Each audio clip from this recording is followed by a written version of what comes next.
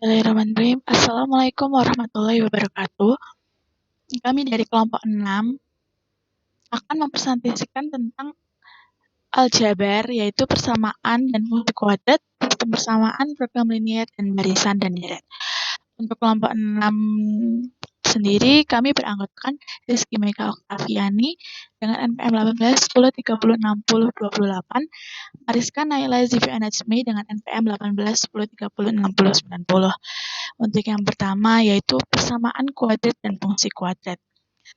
Misalkan A, B, C merupakan bilangan real dan A tidak sama dengan 0, maka persamaan yang berbentuk AX kuadrat plus BX plus C sama dengan 0 itu dinamakan persamaan kuadrat dalam berubah X. Untuk menentukan akar-akar persamaan kuadrat ada 3 cara, yaitu dengan pemfaktoran, pelengkapan bentuk kuadrat sempurna, dan rumus ABC. Untuk diskriminan persamaan kuadrat. Diskriminan persamaan kuadrat itu rumusnya B kuadrat min 4AC.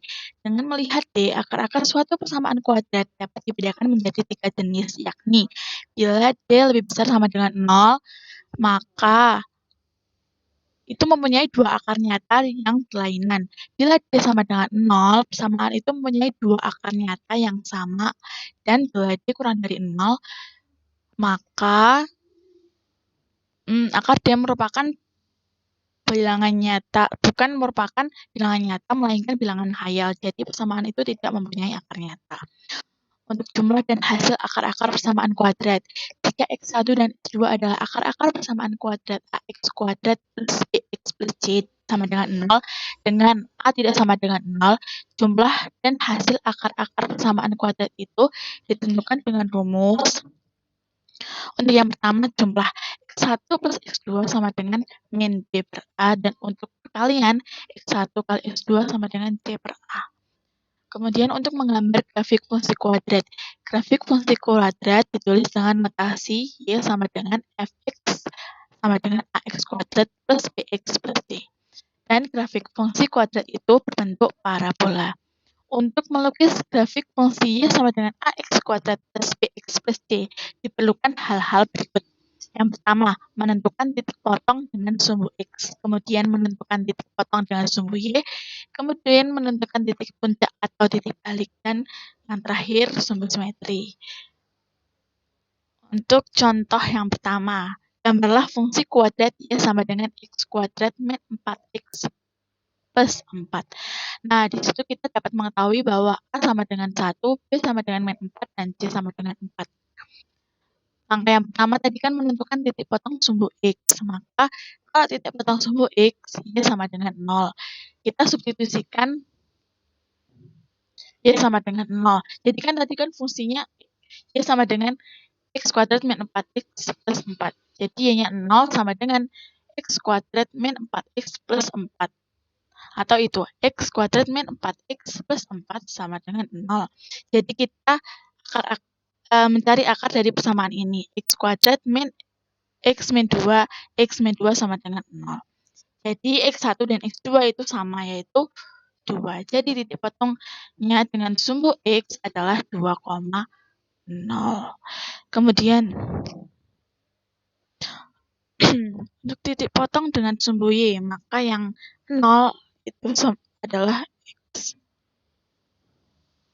Y sama dengan 0 kuadrat, maka kita akan mensubstitusikan X sama dengan 0. Jadi Y sama dengan 0 kuadrat min 4 kali 0 plus 4, dan hasilnya sama dengan 4. Jadi titik potongnya dengan sumbu Y adalah 0,4. Untuk koordinat titik puncak atau titik balik, rumusnya Y sama dengan min B per 2A, min B kuadrat min 4AC per 4A. Dan kita nanti substitusikan ABC-nya ke dalam rumus tersebut dan didapat koordinat titik puncaknya yaitu 2,0. Dan yang terakhir, persamaan sumbu simetri yaitu X sama dengan min B per 2A, yaitu min 4 per 2 kali 1, yaitu sama dengan 2. Dan untuk menggambar grafik, tadi kan udah diketahui titik potong sumbu X, yaitu 2,0. Berarti di sini, ini titik potong sumbu X, 2,0. Kemudian titik potong sumbu Y, dia 0,4. Berarti kita menentukan titik potong sumbu ya 0,4 di sini. Untuk menentukan titik puncak, jadi kan garis parabola itu ada titik puncaknya, dia 2,0, berarti titik puncaknya terdapat di sini, dan sumbu simetri sama dengan 2, sumbu simetrinya di sini 2. Jadilah kita tarik garis seperti ini. Jadilah grafik fungsi kuadrat dengan y sama dengan x kuadrat min 4x plus 4. Untuk contoh 2, ini contoh yang kontekstual ya teman-teman. Jadi tinggi dari balon udara dalam waktu x dapat dinyatakan dalam bentuk fungsi fx sama dengan min 16x kuadrat plus 112x min 91. Tentukan tinggi maksimum balon udara. Untuk penyelesaiannya, fx sama dengan min 16x kuadrat plus 112x min 91. Nah, fx itu kan sama dengan y. Kita mencari tinggi maksimum. Tinggi maksimum itu sama dengan tinggi maksimum. Dengan rumusnya min d per 4a sama dengan min b kuadrat min 4ac per 4a. Nah, kita masukkan di situ kan A-nya min 16, B-nya 112, dan C-nya min 91. Kita substitusikan, jadi min B-nya ini kita ganti dengan 112. Jadi 112 kuadrat min 4 kali A-nya min 16, D-nya 91 per 4 kali A-nya min 16. Jadi kita temukan 105. Jadi dapat kita simpulkan bahwa tinggi maksimum balon udara adalah 105. Kemudian yang kedua, itu sistem persamaan linier. Sistem persamaan linier adalah kumpulan dari lebih dari satu persamaan linier yang dapat membentuk terhingga banyak solusi. Tak terhingga banyak solusi atau tidak mempunyai solusi. Berikut ini adalah bentuk umum dari sistem persamaan linier dua variabel. Jadi itu ada dua variabel, A1x, B1y sama dengan Z1, dan A2x plus B2y sama dengan Z2. Untuk yang tiga variabel, berarti koefisiennya terdapat 3 X, B, Y, seperti pada persamaan di bawah ini. Ya, untuk penyelesaian dari sistem persamaan linier yang melibatkan dua variabel atau tiga variabel dapat dilakukan dengan salah satu metode atau gabungan metode berikut. Yang pertama, metode grafik. Jika SPL mempunyai terhingga penyelesaian, maka hasil penyelesaian adalah koordinat dari perpotongan dari kedua garis tersebut. Metode substitusi dengan cara mendefinisikan salah satu variabel yang ada dalam salah satu persamaan, kemudian mengganti variabel yang telah didefinisikan tersebut pada persamaan linier lain. Metode eliminasi dengan melakukan operasi penjumlahan atau pengurangan pada kedua persamaan linier dengan tujuan menghilangkan atau mengeliminasi salah satu variabel yang koefisiennya sama atau yang telah disamakan. Metode gabungan yaitu metode eliminasi dan substitusi dengan cara melakukan eliminasi terlebih dahulu, kemudian melanjutkan dengan substitusi atau sebaliknya. Yang terakhir, metode determinan matriks, yaitu dengan menggunakan rumus determinan matriks. Nah, contoh di sini saya menggunakan metode campuran, yaitu metode eliminasi dan metode substitusi. Contoh, 3 harga 2 kg mangga, 2 kg jeruk, dan 1 kg anggur adalah 70. Dan harga 1 kg mangga, 2 kg jeruk, dan 2 kg anggur adalah 90.000.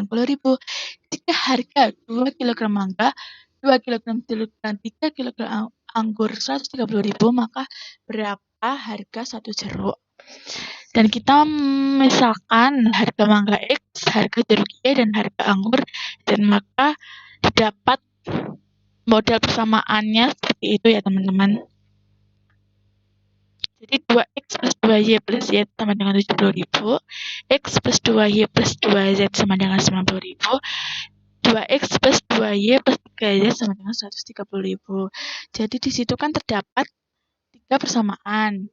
Nah, kami menggunakan metode eliminasi secara 2 kali. Yang pertama, kita mengeliminasi 2x plus 2y plus z sama dengan 70.000 dengan x plus 2y plus 2Y sama dengan 90.000.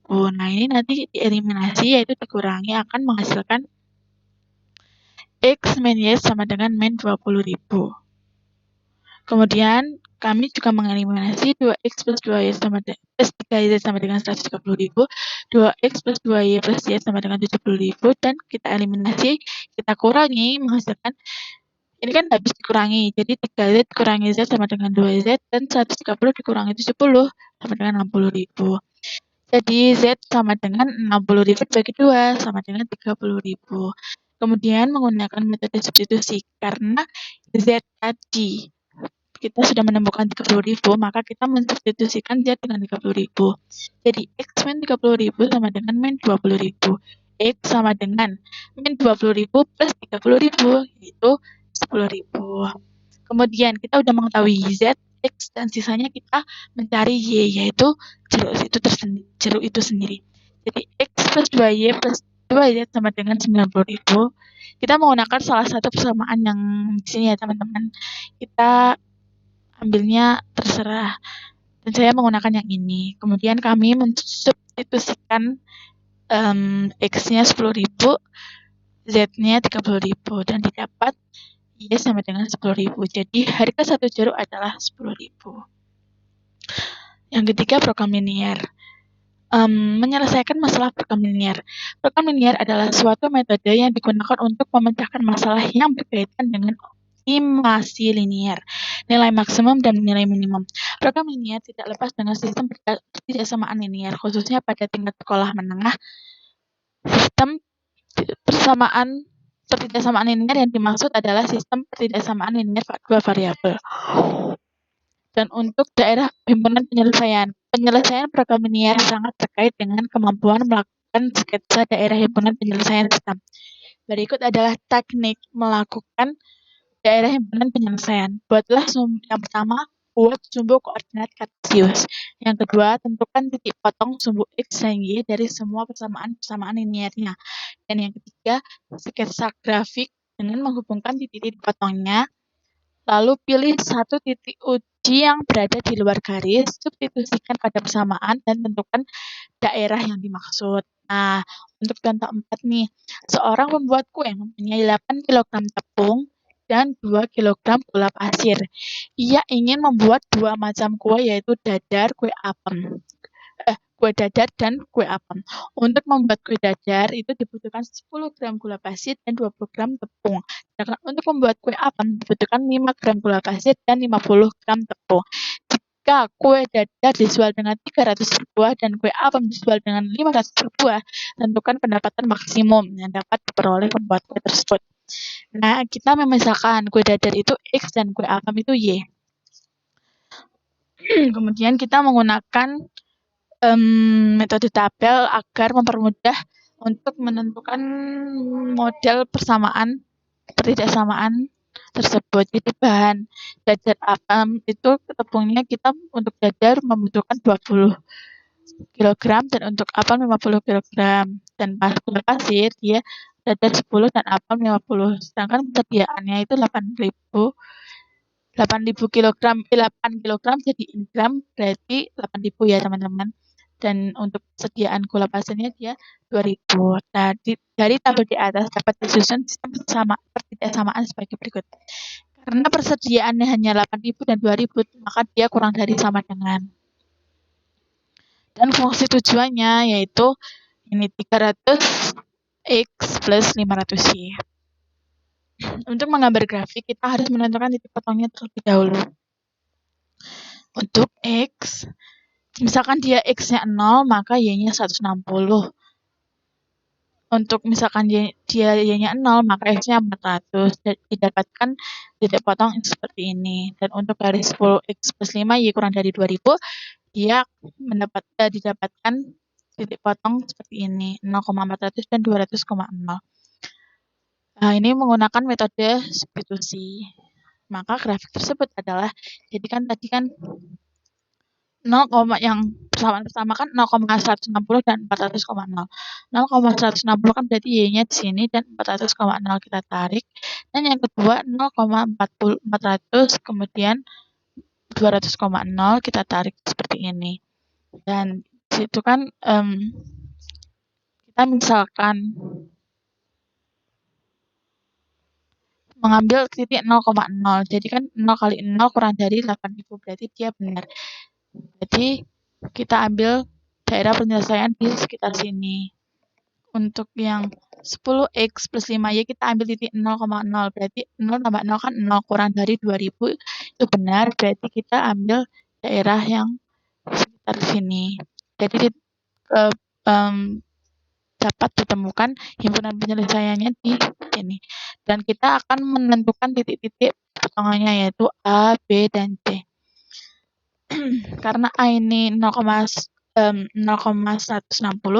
C 200,0, dan titik B-nya ini kita belum tahu. Dan kita akan mendapatkannya dengan mencari titik potong B menggunakan metode substitusi seperti di bawah ini. Jadi itu kita misalkan yang pertama kan 2x plus y sama dengan 400. Y sama dengan 400 min 2x. Jadi kita substitusikan kesamaan yang kedua. 2x plus 5y sama dengan 800.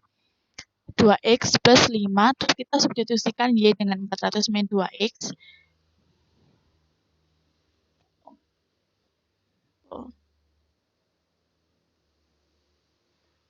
2x sama dengan 800. Jadi kita hitung dan menghasilkan x sama dengan 150.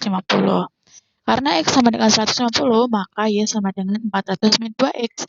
Y sama dengan 400 min 2 kali 150, yaitu 100. Dengan demikian titik B adalah 150 dan 100.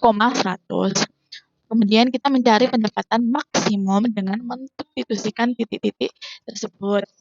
Jadi ada 3 titik, 0,160, 150,100, dan 200,0. Kita substitusikan ke fungsi tujuannya, yaitu fx y sama dengan 300x plus 500y, dan dihasilkan pendapatan sebagai berikut.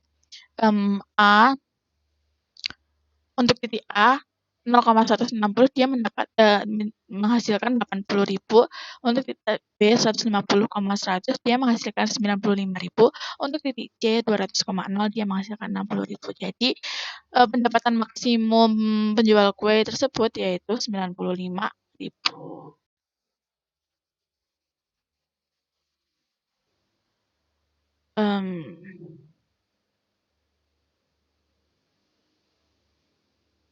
Kemudian D, barisan dan deret bilangan.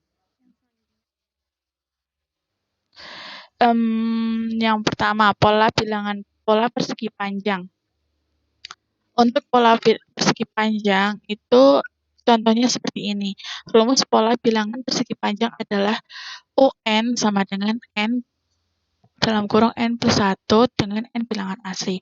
Untuk persegi, rumus pola bilangan persegi adalah N kuadrat. Pola segitiga yaitu rumus untuk pola segitiga yaitu UN kali N-1 per 2. Dan untuk pola bilangan Fibonacci. Pola bilangan Fibonacci yaitu pola bilangan Fibonacci yaitu sebuah suku tertentu merupakan penjumlahan dari suku sebelumnya. Jadi suku setelahnya itu merupakan penjumlahan dari dua suku sebelumnya, atau dapat ditulis dengan UN sama dengan UN-1 plus UN-2.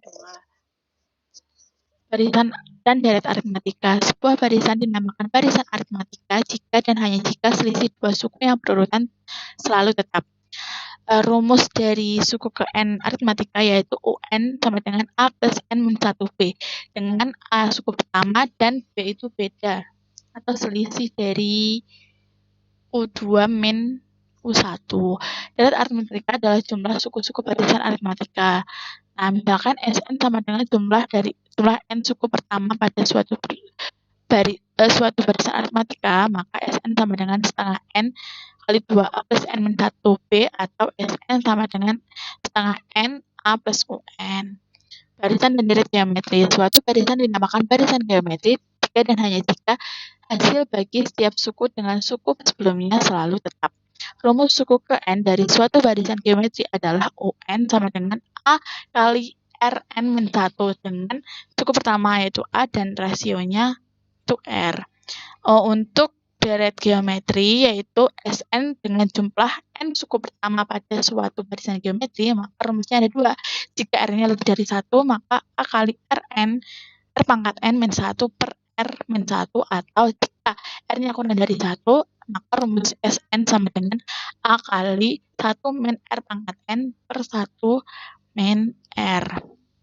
Untuk contohnya, seorang pegawai kecil menerima gaji tahun pertama sebesar 3 juta.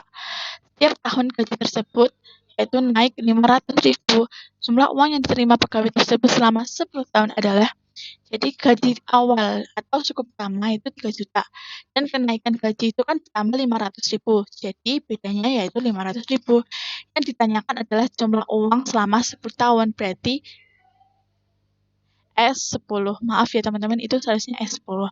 Jadi S10 sama dengan N per 2. Kita rumus Sn dulu. Sn sama dengan N per 2 kali 2A plus N min 1B.